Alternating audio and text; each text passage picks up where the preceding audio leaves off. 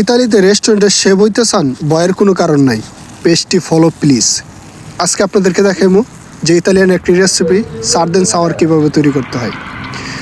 তা আগে সার্দে মাছ পরিষ্কার করতে হইব, মাথা ফালাই দিবেন, ভিতরে যে ময়লা ওইটা ফালাইবেন।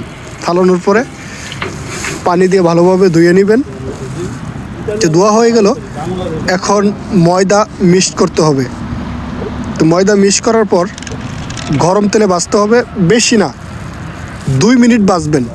কারণ বেশি ভাজা হয়ে গেলে সার্দেন সাওয়ার খাইতে এরকম একটা স্বাদ হয় না, তো ওই জন্য 2 মিনিট।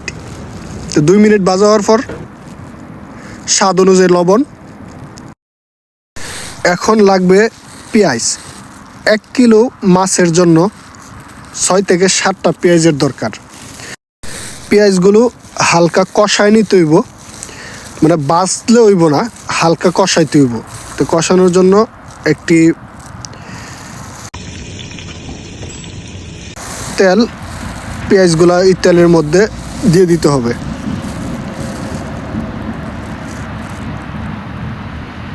দেওয়ার পর স্বাদ অনুযায়ী এখানেও লবণ দিতে হইব। পেপেনেরো, যারা ইতালিতে থাকেন অবশ্যই চিনেন যে পেপেনেরো কি। আর একটু তেল দিতে হবে, কেননা তেল একটু কম হইছে। ডাইখা দিতে হইব 10 মিনিটের মতো। তো এখানে কিশমিশ 1 মুষ্টিতে একটু বেশি। তারপরে হলো ফিনোলি, যারা ইতালিতে থাকেন অবশ্যই ফিনোলি চিনেন। তো এখানে 1 মুষ্টির মতো হবে। তো এটা কিন্তু 1 কিলো মাছের জন্য।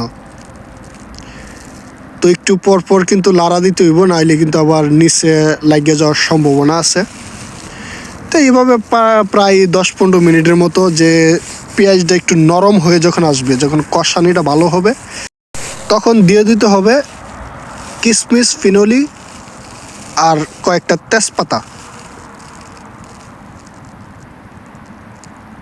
6-7টার মতো তেজপাতা। তো চিপল্লার সাথে সবগুলা একসাথে কিন্তু মিক্সড করতে হবে ভালোভাবে।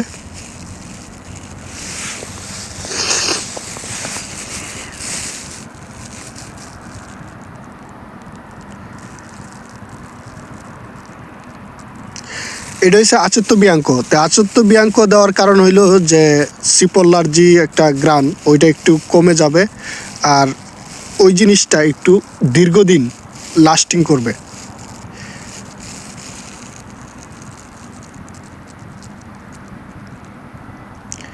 তো ভালোভাবে মিক্স করা হওয়ার পর এই যে আমাদের পেঁয়াজ রেডি।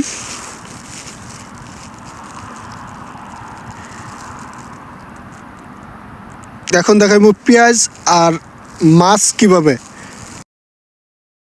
সিস্টেম করতে হয়। তো প্রথমে ফ্লাকের নিচে পেঁয়াজ দিতে হবে। এই পেঁয়াজের উপরে মাছ সারি সারিভাবে রাখতে হইব।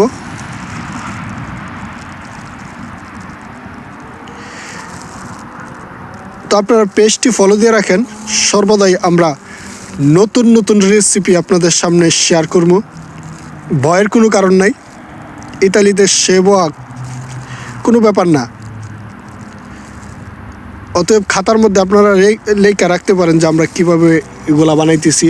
আপনারা পুরা ইতালি ঘুরে দেখবেন, এভাবেই কিন্তু শেফ বলেন, আয়ত কুক বলেন, সবাই একই কাজ, একই প্লেট, পুরা ইতালি জুড়েই একই সিস্টেম।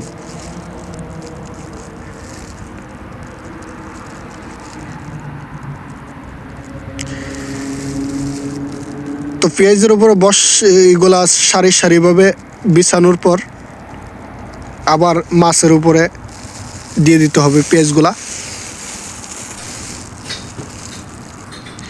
এই যে দেখেন আমাদের সার্দেন সাওয়ার রেডি, কি সুন্দর। তো ইতালির যেই জায়গায় যাইবেন এরকমই কিন্তু দেখতে পাবেন, এর বাইরে কোনো কিছু না। কিন্তু আপনাদেরকে দেখাইলাম যে কিভাবে সার্দেন সাওয়ার বানাইতে হয়। এভাবেই সব জায়গায় তৈরি করা হয়।